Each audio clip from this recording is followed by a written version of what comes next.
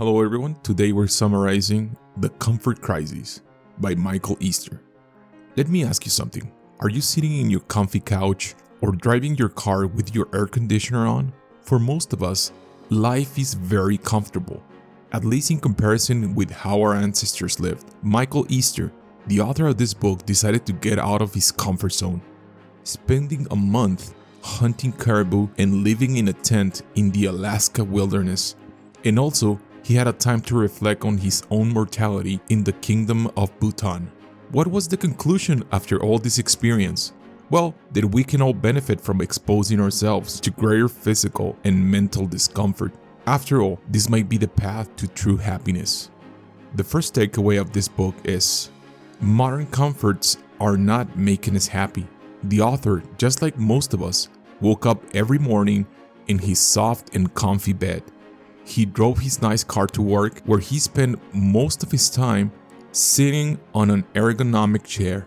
Whenever he felt bored, he picked up his phone and started scrolling through social media. He spent most of his evenings binge watching his favorite TV shows on his plush couch while eating junk food. Even his exercise routine was comfortable since he worked out in an air-conditioned gym. Most people will define his life as a good life. He even had to overcome addiction to alcohol in order to get his comfortable life. But one day, he had an epiphany and he asked himself, what will happen if I got rid of all my comforts? Thousands of years ago, everyday life was a challenge, a fight for survival. Our ancestors spent most of their days on the move, searching for shelter and food. It wasn't until recently in human history that the average person began enjoying the comforts we all take for granted, like having a supermarket with a steady food supply. Our lives are evidently easier now. But even with all these comforts, it does not equate to happiness. In fact, it appears that many people are more stressed and more depressed than ever. The physical struggle of survival has been substituted by mental challenges like elevated levels of anxiety and occupational burnout. All the efforts to sedate ourselves with food, alcohol, and screens just increased our sense of dissatisfaction. Although humans are genetically inclined to seek comfort, it's not necessarily good for us. Some anthropologists have speculated that we were actually happier thousands of years ago. Our necessities were much simpler to satisfy, and we were naturally mindful and living in the moment. After reflecting on his comfortable life, Michael decided it was time to experience discomfort. He set himself the challenge to a month-long hunting trip in the Alaska wilderness, sleeping in a tent. And by doing this, he stripped himself from all comforts of modern life. This trip had a profound transformation on him. After just spending a few days in the wilderness, he already felt calmer, fitter, and in tune with the natural world. Camping in the harsh temperatures of Alaska may not be your ideal vacation, but as you will discover in the next highlights of the book, there are much simpler ways to transform your life with discomfort. To improve our mental well-being, we need physical challenges and new experiences. The rite of passage of the Aboriginal Australians is one great example of physical and mental challenge. For up to 6 months, young men roamed the Australian outback, dealing with temperatures up to 100 degrees Fahrenheit. Among their many challenges, they have to deal with the lack of food and shelter and the presence of some of the deadliest snakes in the world. Many cultures and communities around the world have similar rites of passage.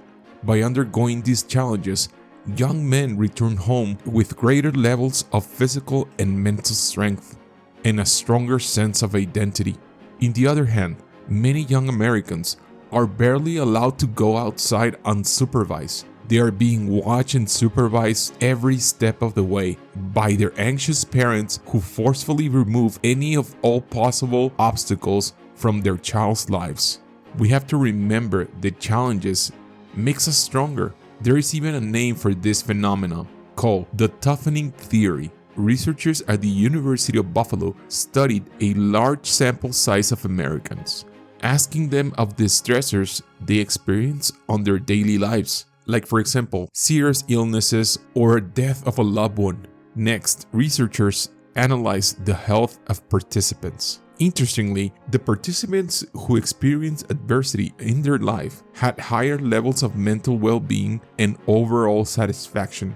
Their difficult life experience made them stronger and more resilient and capable to cope with new challenges.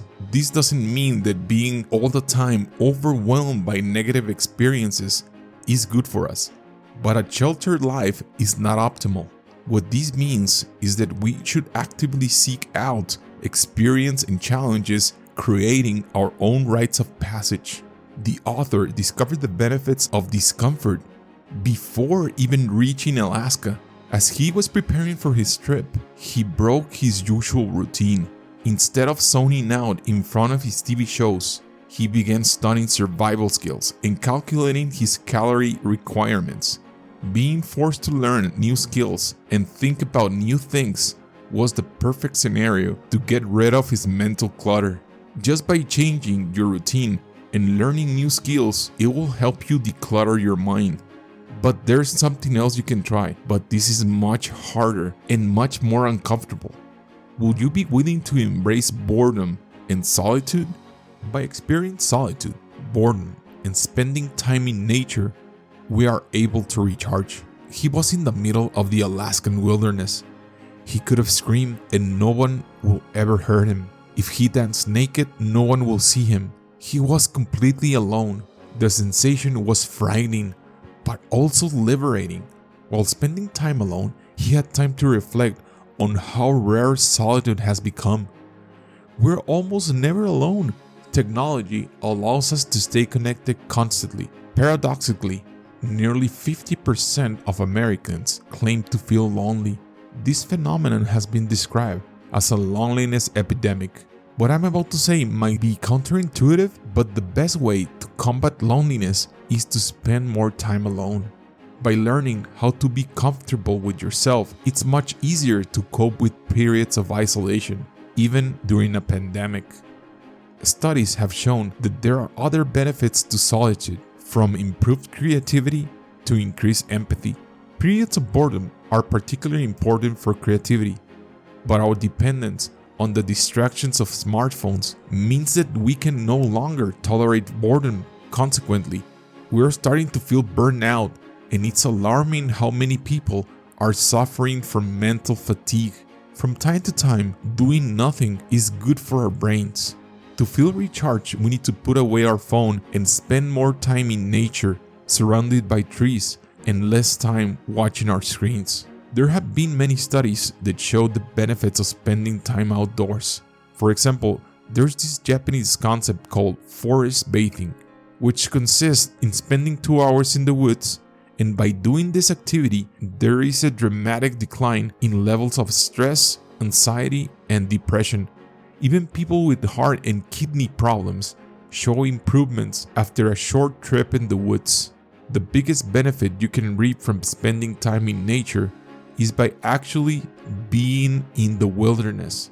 In contrast with urban parks, spending time in wild parks lead to a greater feeling of rest and relaxation. A UC Berkeley study found that military veterans who went to a 4-day rafting trip were still feeling the benefits weeks after, with significant reduction in PTSD symptoms and stress levels.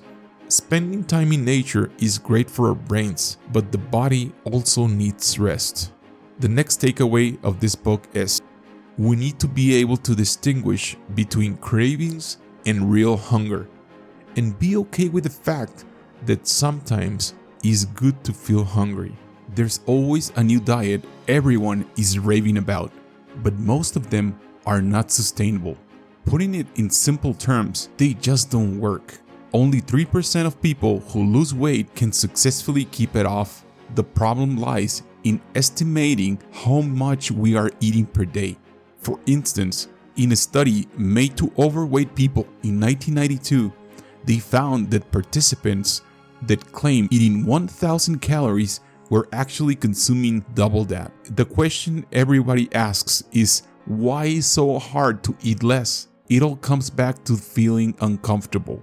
The discomforts of hunger are difficult to ignore. Craving food is normal. Our desire to snack on sweets or calorie-dense snacks actually have evolution purposes. If you think about how our ancestors lived thousands of years ago, you will find that food wasn't easily available, which meant that the human body had to act as some sort of pantry. People had to eat more in preparation for times when food was scarce. Fortunately for us, these days are part of the past, and we don't have to worry about where our next meal is gonna come from. But those cravings remain, and we end up eating for the wrong reasons, such as stress, habit, or boredom, not real hunger. Eating less and only when you are really hungry is the secret to lose weight. We need to resist the temptation of eating as soon as we feel a little bit hungry. For example, if you're stressed and craving comfort food, drink water or go for a quick walk instead. You may soon realize you weren't hungry after all. Short periods of fasting have great health benefits. Autophagy is an important biological process that removes weak cells from within the body. It's the body's way to get rid of cells associated with cancer, Alzheimer's, and other conditions. If you are snacking all day, every day, you might be preventing the body from carrying this vital process. During his camping trip to the Arctic Circle, the author learned to become comfortable with being uncomfortable with hunger. It was very difficult at times, but during these periods, he developed a new appreciation for food. The next takeaway of this book is: thinking about our mortality can make us happier and help us live more meaningful lives. One day, while the author was listening to a podcast and relaxing on the couch, he heard about the cosmic calendar, which is basically 14 billion years of existence in 1 year. The Big Bang occurred at midnight on January 1st. Earth came into existence in early September. The dinosaurs were extinct on December 30th. Humans didn't make their appearance until December 31st at 11:59 p.m. When the author heard this, he panicked. He was suddenly overwhelmed by a sense of his own mortality and insignificance. He and his loved ones will soon be dead. It was a deeply uncomfortable realization. In the West, we try to avoid thinking about death. When a loved one dies, we're told to keep busy and keep our minds off it. But in the kingdom of Bhutan, in the eastern Himalayas, people see death differently. In fact, they are actively encouraged to think about their own death up to 3 times a day. Ashes of the deceased are turned into clay pyramids and put on display in public areas. Death is part of life after all. Intrigued by Bhutan's ranking as one of the happiest countries in the world, the author decided to visit. On his trip, he learned about Buddhist beliefs and discovered that thinking about death and impermanence can make people happier. Here's one way of looking at it. Death is a cliff. Every single one of us is moving towards the edge. We can't escape it, so we shouldn't deny it. But we can make a conscious change on the way we get there. Choosing the slow, scenic route, for example, instead of fearing the inevitable. We should live mindfully, accept reality, and practice gratitude. Changing your perspective on death isn't easy, but if you want to be happier, give it a go. Think about the cliff and how you can make the most out of your journey. And remember, that doesn't mean having a checklist mentality. Your attitude is more important than your achievements. The next highlight of this book is: in order to improve our life, we need to exercise, ideally outdoors, with other people while carrying weights. The hardest part of hunting wasn't killing, but carrying.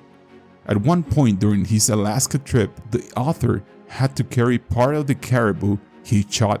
His pack weighed around 100 pounds, and he struggled with his uphill trek. It was the longest, most intense workout of his life. We think we know what our physical limits are, but we often underestimate ourselves. Studies have shown that exercise-induced fatigue is generally psychological. not physical. Our bodies are capable of such much more. First, let's consider how drastically our lifestyles have changed. Our early ancestors were incredibly active. Hunters regularly ran and walked 25 miles a day. It's a marathon. For them, it was picking up dinner, living an uncomfortable, unpredictable life. Fighting for survival inevitably means burning a lot of calories. Modern life is the opposite extreme. 27% of Americans don't do any kind of physical activity, literally nothing. A sedentary lifestyle has become the norm, but it's far from normal as far as our bodies are concerned. We were not made to sit all day. We also weren't made to run on a treadmill in a gym while staring at a screen. Of course, it's better than sitting, but there are much more effective and natural ways to exercise. We evolved during physical work outside with friends, and this kind of exercise is far more stimulating and enjoyable. Exercise has a cognitive aspect after all. If your mind is engaged as well as your body, you get a lot more out of your workout routine. Another factor to consider is that humans are natural carriers. Early humans were constantly carrying food and belongings as they moved from place to place. This kind of exercise is excellent for our health. Carrying weights is a cardio workout that builds strength and burns up to 2,000 calories an hour, obviously depending on the weight and terrain. This takes me to the last and most important highlight of this book, which is: challenge your preconceptions and seek out new experiences. Questioning our habits and beliefs can be uncomfortable too. For example, consider the importance of hand washing. Even before the pandemic, most of us were regular, if not obsessive, hand washers. Hygiene equals health, or at least that's what we think. The Hadza people in Tanzania rarely wash their hands or bodies, and when they do, it's in muddy puddles. They don't have toilets. When they prepare food, which is often raw, their hands are dirty. You would expect the Hadza to be in poor health. But interestingly, these unsanitary practices, at least by Western standards, could factor into strengthening their immune system to an astonishing degree. They don't have Crohn's disease, irritable bowel syndrome, or colon cancer, diseases which are on the rise in the West. Scientists are beginning to wonder, could our obsession with hygiene be damaging us? As we sanitize and sterilize everything, our outside with soap and our insides with antibiotics, we may even be harming our health. Our hygiene habits may explain the boom in food allergies. Perhaps we could learn something from the Hadza attitude towards hygiene, or from other cultural habits and lifestyles. Take the so-called sea woman of Japan and Korea, female fishers who dive into the freezing sea without wetsuits. A study found that they are less likely to catch a cold, get heart disease, or suffer from arthritis. Exposure to cold could be surprisingly good for our health. But remember, it's not just a question of physical sensation. Having new experiences is the key to a life lived well. When the author came back from his long Alaska trip, he was equipped with heightened self-knowledge and awareness, as well as a fresh appreciation for life. By seeking new and more intense experiences, you can experience similar transformation effects. Think of life as a sketchbook. If you keep seeing and doing the same thing, the book remains empty. Life just passes by. By experiencing something new, such as a big trip or physical challenge, this could add more pages in your book. So let me ask you something. Are you ready to start adding to your sketchbook? At times, it might not be comfortable, but a fulfilling, meaningful life rarely is. This summary is based on The Comfort Crisis by Michael Easter. If you like this video, please give us a thumbs up, and if you like what we do, subscribe to our channel. Thanks for watching.